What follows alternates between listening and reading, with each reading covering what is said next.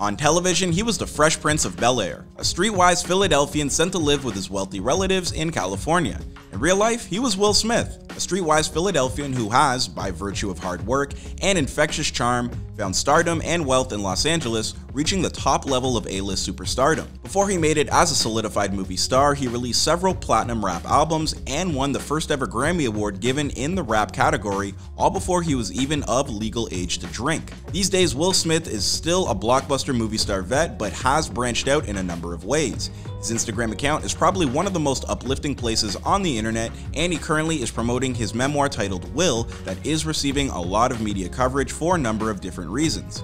Reasons that we will get into later on in this video, so if you want to learn more about the life of Will Smith, then stay tuned.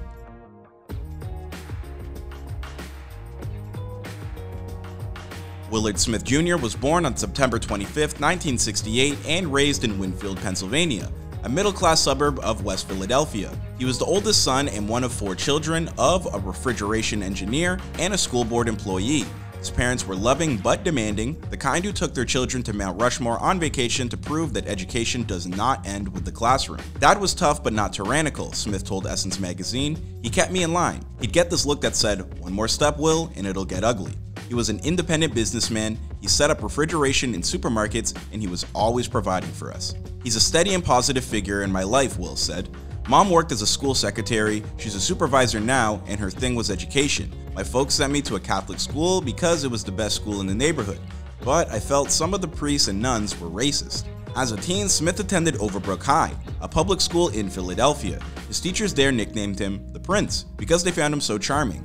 His best subject was mathematics, and he earned good enough grades to be accepted at the prestigious Massachusetts Institute of Technology, otherwise known as MIT. But by that time, he was already starting to realize that there might be more opportunity for him to pursue via his natural charm and good looks. When he was just 12 years old, Smith met Jeffrey Towns at a friend's party. Towns was better known as DJ Jazzy Jeff, and although he was only a few years older than Smith, he had been spinning records at parties for quite some time.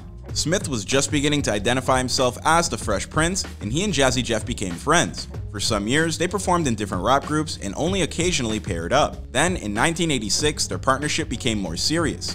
"I worked with 2,000 crews before I found this maniac," Jeff told People magazine. "There's a clique when I worked with him that was missing before. The two friends perform as DJ Jazzy Jeff and the Fresh Prince." Jazzy Jeff had already released an album, so the new duo had little trouble finding a record label. In 1986, they cut their first LP together, Rock the Horse. Their first single, Girls Ain't Nothing But Trouble, did well on the charts. Already famous throughout the Philadelphia region, they found themselves in demand in the rest of the country as well. As the money began to roll in, Smith was able to convince his parents that college could wait. In fact, he earned $1 million before he had turned 20. Rock the House was released in 1987 and sold 600,000 copies. Major stardom came to Smith the following year with the double LP, He's the DJ, I'm the Rapper, one of the first rap albums to reach platinum status with over 1 million copies sold. Both albums, but especially the second, offered raps about what the musicians understood to be the best day-to-day troubles of modern teens. The hit single, Parents Just Don't Understand, for instance, detailed the nightmares of shopping for school clothes with a mother who is hopelessly out of touch with current styles. The Fresh Prince pleads with his mom to put back the bell-bottom Brady Bunch trousers. This universal young adult complaint helped find a crossover audience for DJ Jazzy Jeff and the Fresh Prince. Parents Just Don't Understand won the very first Grammy Award given in the category of rap music. Because their subject matter was not particularly controversial, DJ Jazzy Jeff and Fresh Prince were afforded greater opportunities to perform their work. Promoters saw less chance for violence at their shows, so they were booked into major concert venues. Even network television executives felt comfortable putting them on the air, change in the mainstream media that they were proactively searching for. By 1990, the Fresh Prince had released 3 top-selling rap albums and was one of the best-known rappers in the nation. But on the flip side, he was broke. He had a mansion near Philadelphia, closets full of designer clothing, a fleet of expensive cars, and a jet-set lifestyle complete with celebrity friends. When the money ran out and his friends deserted him, Smith realized how foolish he had been. On top of this, his creditors were closing in and he owed $1 million in unpaid taxes. As his popularity as a rapper was diminishing, instead of panicking, he set his sights on what he was going to do next. Some Hollywood executives had already noticed Smith's stage presence and his ability to charm an audience. Beginning in 1990, he was invited to audition for small roles on The Cosby Show in A Different World, but he was too nervous to audition. Finally, he met Benny Medina, the head of Warner Brothers Records' Black Music Division. Medina had moved from Watts as a teen to a wealthy Los Angeles neighborhood, and he thought that his experiences would make a funny situation comedy. Medina and Smith talked the idea over and then approached producer Quincy Jones about a pilot episode. Jones immediately sensed that a show of the nature starring Will Smith would be a hit. The Fresh Prince of Bel-Air made its debut on the national broadcasting company NBC in the fall of 1990.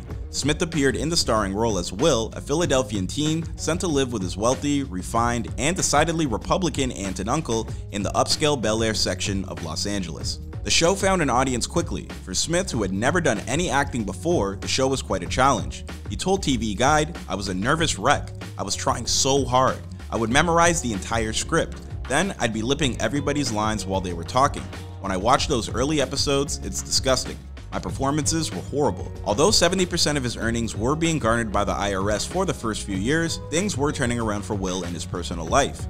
In 1992, he married his first wife, Cherise Zapino, with whom he had his first son, Willard Smith III, who goes by the name Trey these days, in 1993. On top of this, his acting had improved immensely. Will began trying to broaden his horizons in Hollywood. He sought film work and has since then appeared in several movies. His most notable dramatic performance came in 1993 with the release of 6 Degrees of Separation, a serious drama in which Smith played a gay con artist trying to fool a couple of white social climbers. Funny story about filming that movie, Will was hesitant to do the on-screen kiss with Anthony Michael Hall and refused to do so right before the scene was supposed to be filmed. Will's reasoning being that he did not want the visual of him kissing a man that would portray and further disturb his career, so the scene ended up being filmed with a camera trick. What makes this whole ordeal even more riveting is that the person who advised Will to make this choice was none other than the GOAT Denzel Washington. His words heavily influenced Will's choice here. After Smith expanded his wings with 6 Degrees of Separation, he was offered more roles in films such as Where the Day Takes You and Made in America. But his first role as an action hero made Hollywood sit up and take notice. Smith co-starred with Martin Lawrence in the comedy thriller Bad Boys. The film was a box office success, and it set the stage for his next film, Independence Day. At this point, this is when really became the blockbuster superstar that we know him to be today. Smith's life seemed to be perfect. He was a rapper, TV star, husband, father, and a blossoming movie star. But his marriage was on a rocky road. His wife would soon ask for a divorce. It was finalized in 1995, and they both share custody of their son Trey.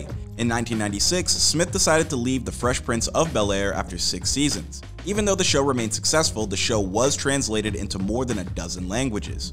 Independence Day was an action-packed science fiction film with an all-star ensemble cast. It earned more than $100 million its opening week.